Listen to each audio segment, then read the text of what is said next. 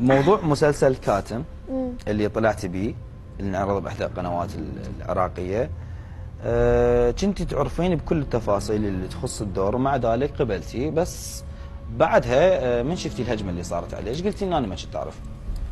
اريد الموقف بالتفصيل. لا هسه انا راح احكي لك بالتفصيل، تحكي منش للناس، لان هذا الشيء صار بيك، فمنش للناس، وبعد الناس هي تحكم اذا كانت انت صدق او لا. الدور اللي انا سويته هو كان تمثيل.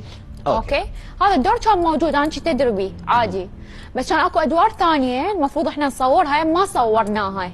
زين. فبقن هاي المشاهد، فاني من طلعت برمضان حكيت على هذه المشهدين اللي بقن. اي. بررت عنهن انه مجرد تمثيل لا اكثر ولا اقل. هذا اللي صار، كان اكو مشاهد بعد بس ما نصورن، هي هاي المشكله كانت. زين اوكي. يمكن شفتش بلقاء قلتي انه ما تصورن، لو قالوا لك موجودات بس انها اساسا ما موجودات.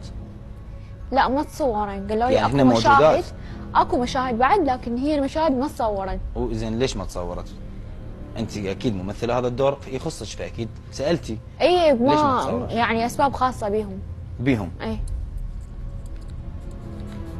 شنو حسيتي بهاي اللحظه؟ احساسك بهذا الموقف، او ما نقول اسباب، ايش حسيتي؟ خلاص عادي، ممكن غلطه وتعلمت من عندها.